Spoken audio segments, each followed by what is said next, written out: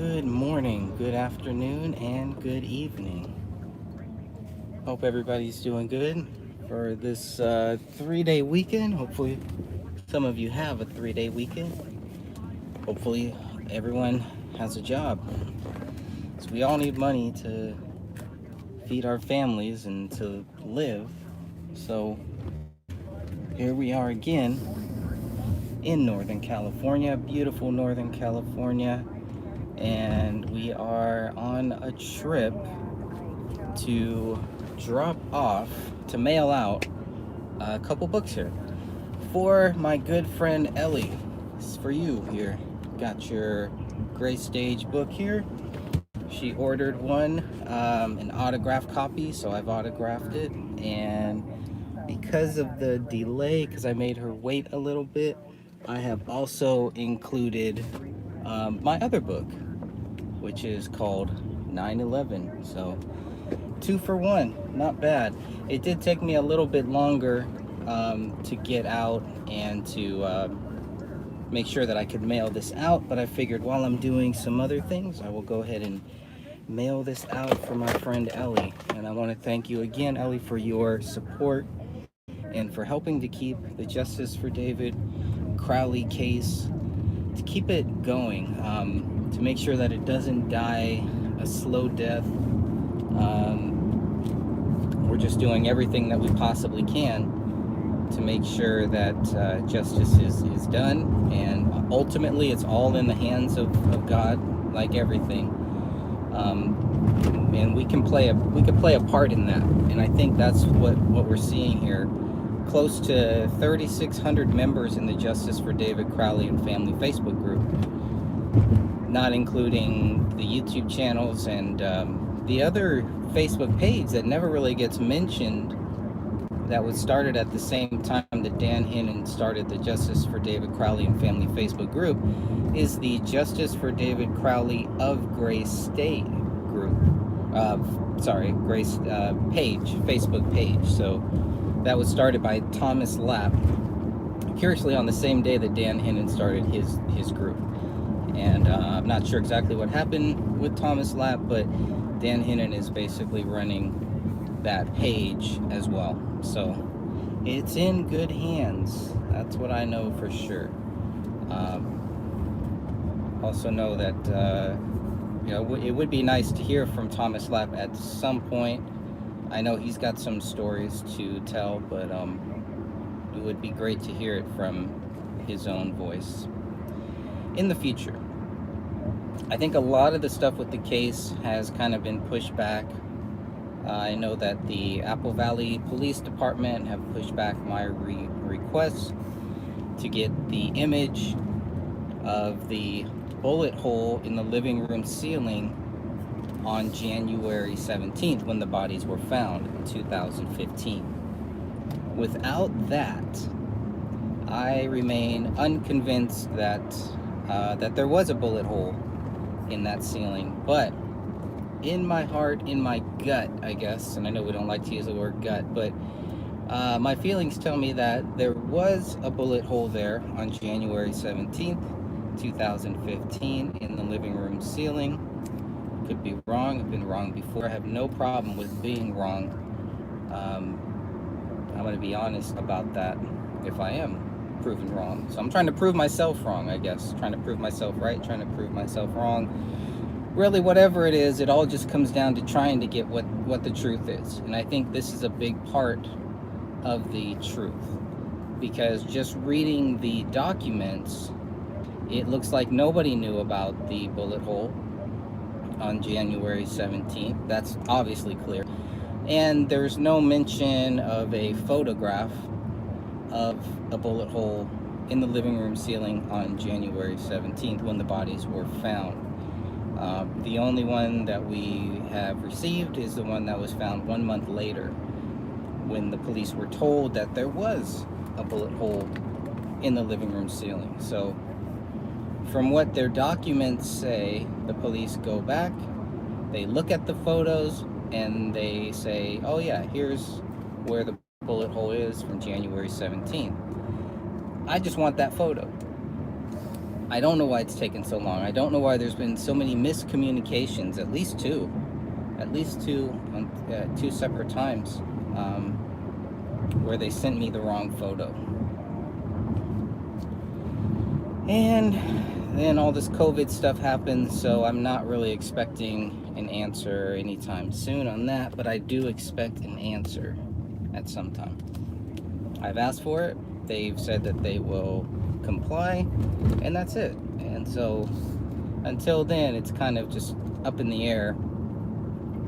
But I would like to get that settled one way or the other, to see this image of the bullet hole of the living room ceiling found on January 17th. That's really it. That's all we're asking for. It's all that I want to see there. So we will see how that goes. So anyways, just finally got some time to get out and send off this signed book. Signed both of them, by the way. So, but it's challenging right now to go to the post office or go to UPS or FedEx and stand there with the mask on. And who knows, but the request came in for an autographed copy, so that's what I'm doing here. Still working on the hardback and contemplating an audiobook at some point. I don't know when, but that's pretty much all the news or anything with the Gray Stage. I've started working on two other books, so that's been keeping me really busy during this time after work and with all the family things going on as well. All the craziness in California as we head into the summer, and they're expecting another peak. Keep talking about the peak. We'll see another peak probably around flu season, around the fall, right in time for Christmas, I'm sure, is when we're gonna see a big spike in all this stuff here for the coronavirus. Just a guess. We'll see. All signs point to that. That's what they're preparing for, at least. But we got people opening up and then closing it down, and nobody going after any protesters or anything like that for wearing masks. That's all good. But if you go to a Trump rally, you're expected to. If you go anywhere right now in California, you are expected to. So it gets into the whole legal thing about, your right, and does this right really need to be taken away? And I know a lot of people have very strong feelings on the mask. I sure do. I don't believe that it should be forced. I think that if it works, people will do it. We might be beyond the point where masks are even gonna really make a difference. I don't know.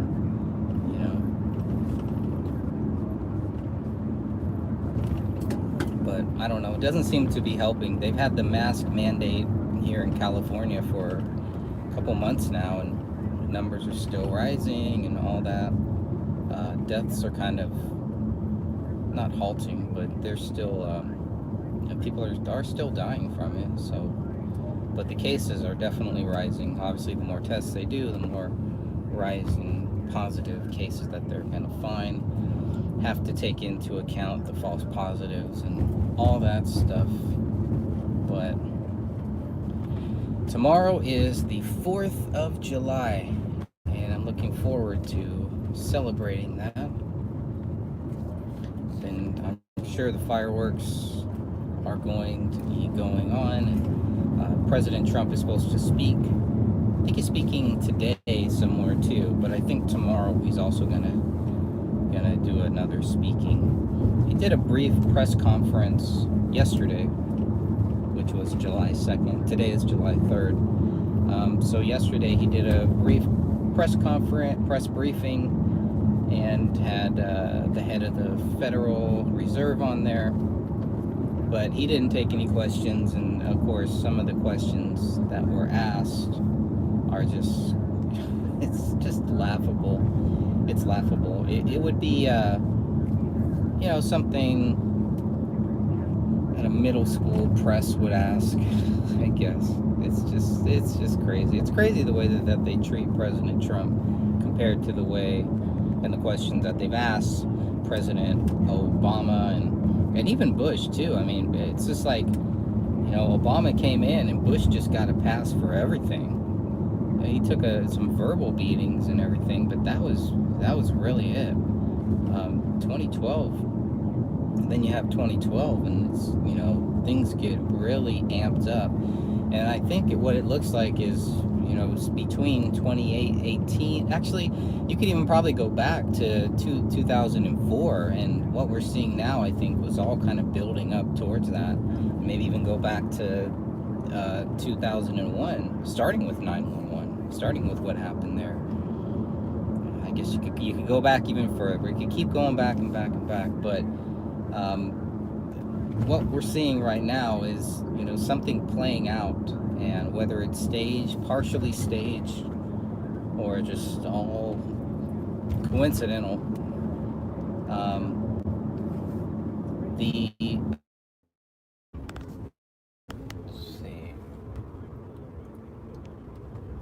see if that works at all. Hopefully we're back. That's a little better. I don't know if it dropped because of the heat or whatever it is, but the heat is on. And we're on the road here. And like I said, we're going to drop off some books for our good friend Ellie, who has been a big help in all of this. So let me know if it comes back on. If it doesn't, I'll make sure to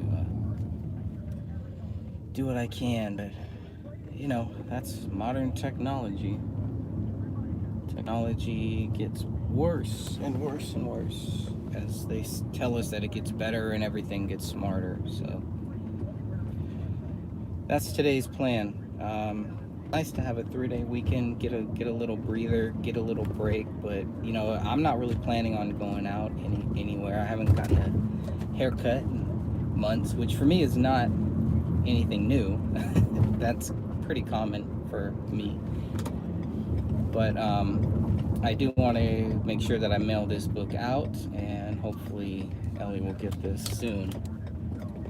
And we have so many great people that have helped with the David Crowley case, and that have helped with other cases too. And however small it might seem, your contributions are not small. And what you do to help us, to help get the truth, is not small either. And it's not taken lightly. It's a big deal, and it's all together. We're all in this together. Hey, S Current, how are you? I hope the stream is back here. Yeah, we've got some beautiful weather here in Northern California. Yeah, we'll see how long it stays like this. But again, it's nice and everything. But I'm not really planning on going out anywhere special this weekend. I do consider myself more of a high risk due to previous conditions, respiratory issues, things like that. So I'm being careful. I'm still not worried about people wearing masks and stuff like that. Again, I think it should be voluntary, and I think if they make it voluntary, I tend to think more people will actually do it. Oh, look at that. There's a fire hose. Looks like a fire hose that broke or something. That's pretty interesting. Wasting water, not good. So that is the deal for today. And I just want to say God bless you all. Keep up the work. Keep fighting the good fight. And remember, we're in this together. Just kidding. Because we're not. If we were, things would be a lot different. But again, it's like we have all these protests, and then a couple days later, there's a big spike, and well, yeah, what do you think is gonna happen? They weren't prepared for all this. I don't buy that either. They've been planning this for a long time. And my biggest fear, like I was telling somebody earlier, my biggest fear is that the regulations that we lose now, that we're never going to get them back. I'm sorry, not the regulations, but the rights that we lose right now. My worry is that we're never going to get those back. And that bothers me. So we'll see. We'll see what happens. But it's Mascalifornia out here. And God bless you all, and I'll be back later on.